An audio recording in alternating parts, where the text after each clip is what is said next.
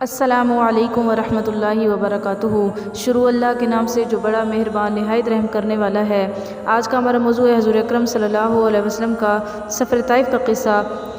اگر آپ چینل پر نیو ہیں تو میرے چینل کو سبسکرائب کر لیں اور بیل آئیکن کے بٹن پر کلک کر لیں تاکہ آپ میری آنے والی مزید ویڈیوز کے بارے میں جان سکیں۔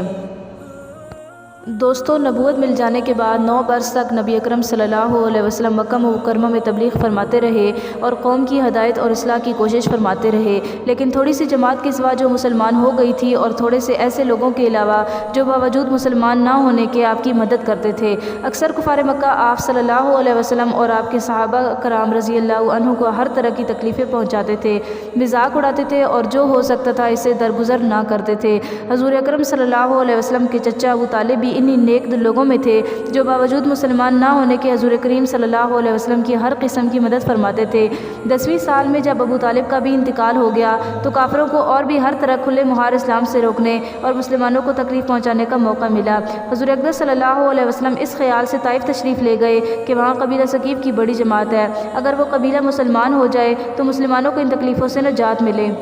وہاں پہنچ کر قبیلہ کے 3 سرداروں سے جو بڑے درجے کے سمجھے جاتے تھے گفتگو فرمائی اور اللہ کے دین کی طرف بلایا اور اللہ کے رسول کی جانب اپنی مدد کی طرف متوجہ کیا، مگر ان لوگوں نے بجائے اس کے کہ دین کی بات کو قبول کرتے یا کم سے کم عرب کی مشہور مہمان نوازی کے لحاظ سے ایک مہمان کی خاطر مدارت کرتے، صاف جواب دے دیا اور نہایت بے رخی اور بد اخلاقی سے پیش آئے۔ ان لوگوں نے یہ بھی گوارا نہ کیا کہ آپ صلی اللہ علیہ وسلم یہاں قیام فرما لیں۔ جن لوگوں کو سردار سمجھ کر بات کی تھی وہ شریف ہوں گے اور مہذب گفتگو کریں گے۔ ان میں سے ایک شخص بولا کہ او ہو، آپ ہی کو اللہ نے نبی بنا کر بھیجا ہے۔ دوسرا بولا کہ اللہ کو تمہارے سوا کوئی اور ملتا ہی نہیں تھا جس کو رسول بنا کر بھیجتے۔ تیسرے نے کہا کہ میں تجھ سے بات نہیں کرنا چاہتا، اس لیے کہ اگر تو واقعی نبی ہے جیسا کہ دعویٰ ہے تو تیری بات سے انکار کر دینا مصیبت سے خالی نہیں، اور اگر جھوٹ ہے تو میں ایسے شخص سے بات کرنا نہیں چاہتا۔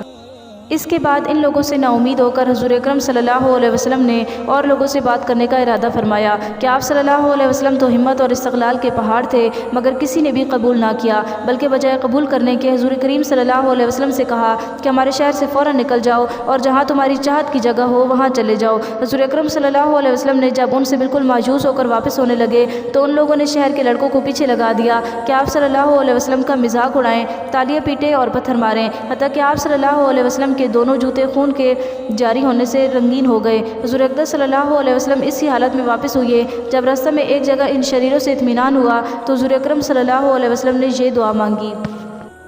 اے اللہ، میں تجھی سے شکایت کرتا ہوں، میں اپنی کمزوری اور بے کسی کی اور لوگوں میں ذلت اور رسوائی کی۔ اے ارحم الراحمین، تو ہی ضعفاء کا رب ہے اور تو ہی میرا پروردگار ہے۔ تو مجھے کس کے حوالے کرتا ہے؟ کسی اجنبی بیگانہ کے جو مجھے دیکھ کر تر شروع ہوتا ہے اور منہ چڑھاتا ہے، یا کسی دشمن کے جس کو تو نے مجھ پر قابو دے دیا؟ اے اللہ، اگر تو مجھ سے ناراض نہیں ہے تو مجھے کسی کی بھی پرواہ نہیں ہے، تیری حفاظت مجھے کافی ہے۔ میں تیرے چہرہ کے اس نور کے طفیل سے جس سے تمام اندھیریاں روشن ہو گئی اور جس سے دنیا اور آخرت کے سارے کام درست ہو جاتے ہیں، اس بات سے پناہ مانگتا ہوں کہ مجھ پر تیرا غصہ ہو یا تو مجھ سے ناراض ہو۔ تیری ناراضگی کا اس وقت تک دور کرنا ضروری ہے جب تک تو راضی نہ ہو، نہ تیرے سوا کوئی طاقت ہے نہ قوت۔